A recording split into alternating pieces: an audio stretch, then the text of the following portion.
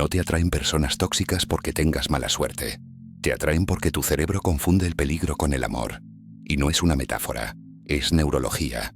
Esa persona que te ignora durante días y después aparece con un mensaje que te derrite. Esa persona que te hace llorar por la noche y al día siguiente te hace sentir como la persona más especial del mundo. Esa montaña rusa emocional que sabes que te destruye pero que no puedes dejar. ¿Alguna vez te has preguntado por qué la persona que peor te trata es la que más espacio ocupa en tu mente? ¿Por qué puedes tener al lado a alguien que te ofrece estabilidad, respeto, calma y sentir nada? ¿Por qué lo predecible te aburre y lo caótico te hipnotiza? La respuesta no está en tu voluntad, está en tu sistema nervioso, en circuitos cerebrales que se formaron antes de que pudieras elegir, en heridas tan antiguas que ya ni siquiera las reconoces como heridas.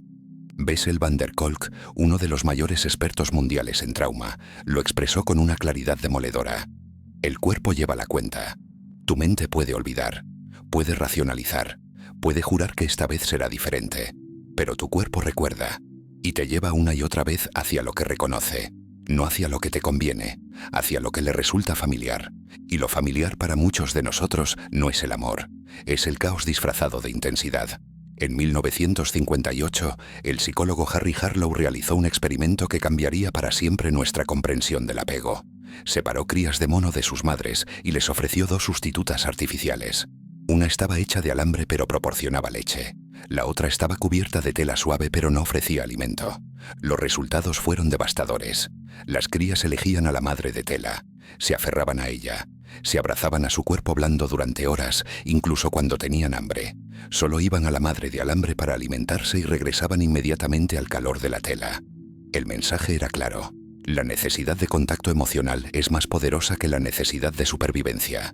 Pero Harlow fue más lejos.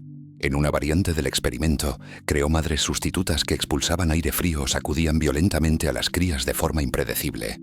¿Qué hicieron los monos bebé? ¿Se alejaron? No. Se aferraron con más fuerza. Y ahí está la verdad que nadie quiere escuchar. El maltrato intermitente no destruye el apego, lo intensifica. El cerebro de esas crías no procesaba el rechazo como señal de peligro, lo procesaba como señal de que necesitaban aferrarse más.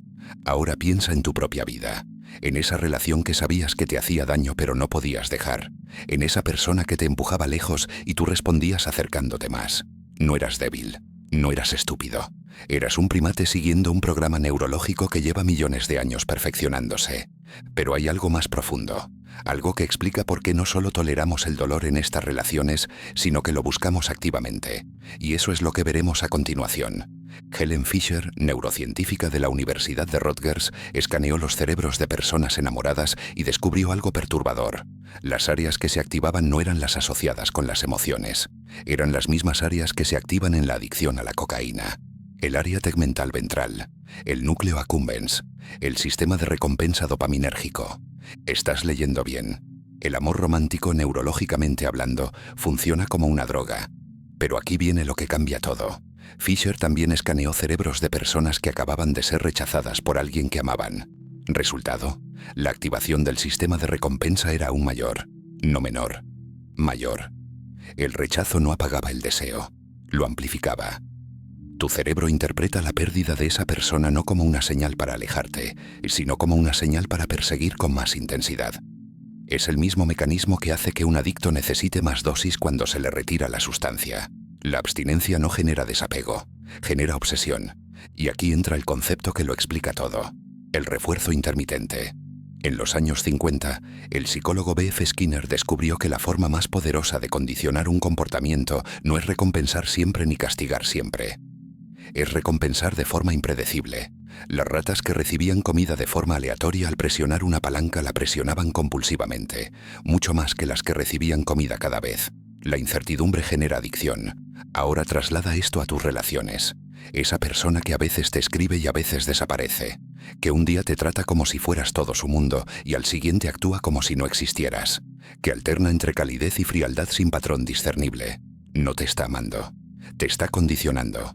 Cada momento de cariño después de un periodo de frialdad produce un pico de dopamina desproporcionado, no porque el gesto sea especialmente significativo, sino porque tu cerebro, desesperado por la recompensa que le fue retirada, lo procesa como un alivio extremo. Y ese alivio se siente idéntico a la euforia del amor. Confundes el alivio del dolor con placer. Confundes la reducción del sufrimiento con felicidad. Y así, sin darte cuenta, empiezas a necesitar el sufrimiento para poder sentir. ¿Alguna vez has notado que las relaciones estables te parecen aburridas? Que la persona que te trata bien no te genera nada. No es que no te genere nada, es que no te genera el pico neuroquímico al que te has vuelto adicto. Pero esto plantea una pregunta más profunda. ¿Por qué eres tú y no otra persona quien cae en este patrón? ¿Por qué algunas personas pueden detectar la toxicidad y alejarse mientras tú la confundes con conexión profunda? La respuesta está en tu infancia, y es lo que exploraremos ahora. Si este contenido está resonando contigo, suscríbete al canal. Gracias por tu apoyo. Bessel van der Kolk pasó más de 30 años estudiando cómo el trauma se almacena en el cuerpo. Su conclusión fue radical. El trauma no es lo que te pasó. El trauma es lo que quedó dentro de ti como resultado de lo que te pasó. Y el trauma más invisible, el más destructivo, no es el golpe ni el grito. Es la ausencia. Un niño que crece con un padre emocionalmente inconsistente, presente un día y ausente al siguiente, cariñoso en un momento y distante en el siguiente, no desarrolla un apego seguro. Desarrolla lo que la teoría del apego llama apego ansioso o apego desorganizado. Su sistema nervioso aprende que el amor es algo que hay que perseguir, ganarse, merecer. Que la conexión emocional es un recurso escaso que puede desaparecer en cualquier momento. Y ese niño crece. Se convierte en adulto. Va al gimnasio. Tiene un trabajo. Parece funcional. Pero su sistema nervioso sigue siendo el de un niño que espera que el amor desaparezca. ¿Te suena? Cuando conoces a alguien que te ofrece estabilidad, tu sistema nervioso no lo reconoce como amor. Lo reconoce como algo ajeno, algo que no encaja con el mapa interno que construiste de niño. Y lo rechazas. No conscientemente, visceralmente. Pero cuando conoces a alguien que te da afecto de forma impredecible, que a veces está y a veces no, que te hace sentir especial un día y prescindible al siguiente, tu sistema nervioso se activa. No porque sea placentero, porque es familiar, porque reconoce el patrón, porque tu cuerpo dice, esto sí lo conozco, esto es lo que llamo amor. Van der Kolk lo explica con precisión clínica. Nos sentimos atraídos no por lo que nos sana, sino por lo que nos confirma. No buscamos lo que necesitamos, buscamos lo que reconocemos. Y así se completa el círculo. No repites relaciones tóxicas porque no aprendas. Las repites porque tu sistema nervioso está intentando completar una gestalt, cerrar un ciclo que quedó abierto en la infancia. Tu psique cree que si esta vez logras que esa persona inconsistente te ame de forma constante, habrás sanado la herida original. Pero no funciona así. Cada repetición no te acerca a la resolución, te hunde más en el patrón, porque no estás sanando la herida, la estás reabriendo con cada nueva relación que replica las condiciones de la original. Pero la pregunta más importante es, si este patrón es tan profundo, tan biológico, tan antiguo, ¿significa que estás condenado a repetirlo? ¿O hay una salida real? Aquí viene la parte que no quieres escuchar. Sabes que esa relación te hace daño. Lo sabes. No es que no tengas la información, la tienes. Has leído sobre relaciones tóxicas. Has hablado con amigos que te lo han dicho. Has prometido quizás docenas de veces que esta era la última vez. Y sin embargo sigues. ¿Por qué? Porque la parte de ti que sabe que es tóxico no es la parte que toma las decisiones. Tu corteza prefrontal, la parte racional, analítica lógica de tu cerebro, puede ver el patrón con claridad perfecta. Pero tu sistema límbico, la parte emocional, primitiva, la que gestiona el apego y la supervivencia, opera con reglas completamente diferentes. Y en la batalla entre la razón y el sistema nervioso gana siempre. Pero hay algo más incómodo aún. Hay una parte de ti que no quiere dejar ir, no por masoquismo, sino porque dejar ir significaría aceptar algo devastador, que esa intensidad que llamas amor nunca fue amor, que lo que sentías no era conexión profunda sino activación traumática, que la relación más intensa de tu vida no era pasión, era tu sistema nervioso en modo de supervivencia, y aceptar eso duele más que quedarse, porque si eso no era amor, entonces, ¿qué es el amor? Si lo que sentías con más fuerza era una ilusión neuroquímica, ¿cómo se supone que sientas algo real? ¿Cómo se supone que confíes en lo que sientes si tus propias emociones te mienten? Esta es la crisis que nadie te prepara para enfrentar. El momento en que te das cuenta de que tu brújula emocional está rota, que tu detector de amor apunta exactamente en la dirección equivocada, que cada vez que tu cuerpo dice «esta persona es especial», lo que realmente está diciendo es «esta persona activa mi herida». Y aquí es donde la mayoría de personas se detiene. Porque enfrentar esta verdad requiere algo más que información, requiere lo que Van der Kolk llama el coraje de sentir.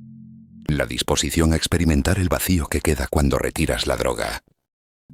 La voluntad de tolerar la abstinencia emocional sin buscar otro fix. Porque eso es exactamente lo que es. Abstinencia. La sanación del trauma bonding no ocurre en la mente, ocurre en el cuerpo. Van der Kolk fue pionero en demostrar que las terapias puramente cognitivas, hablar sobre el trauma, analizarlo, entenderlo, son insuficientes cuando el trauma está almacenado somáticamente. Puedes comprender intelectualmente por qué caes en relaciones tóxicas y seguir cayendo. Porque el entendimiento habita en la corteza prefrontal, pero el patrón habita en tu sistema nervioso autónomo. La primera clave es la regulación, no del otro, de ti mismo. Aprender a identificar cuándo tu sistema nervioso está activado. Cuando esa chispa que sientes al conocer a alguien no es conexión sino activación traumática. Hay una diferencia fisiológica entre ambas. La conexión auténtica produce una sensación de calma expandida, una apertura en el pecho, respiración profunda, presencia. La activación traumática produce aceleración del pulso, mariposas en el estómago, pensamientos obsesivos, dificultad para concentrarte en otra cosa. Lo que siempre llamaste química tiene un nombre clínico: hiperactivación del sistema nervioso simpático. La segunda clave es la tolerancia al aburrimiento. Suena absurdo, pero escucha. Si toda tu vida has confundido el caos con la intensidad, el amor real va a sentirse plano al principio. No porque lo sea, sino porque tu sistema nervioso está recalibrándose. La estabilidad emocional, cuando estás acostumbrado al refuerzo intermitente, se siente como ausencia de sentimiento. Pero no lo es. Es la presencia de seguridad. Y la seguridad al principio se siente extraña. La tercera clave es la más dolorosa: el duelo.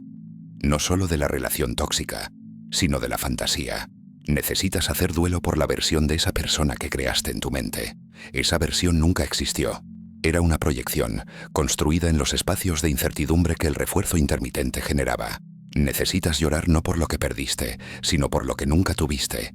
Y necesitas hacer duelo por el niño que aprendió que el amor era así, que creció creyendo que la conexión requería sufrimiento, que confundió la hipervigilancia con la atención, que pensó que si se esforzaba lo suficiente, si era lo suficientemente bueno, lo suficientemente paciente, lo suficientemente comprensivo, finalmente recibiría la constancia que le fue negada.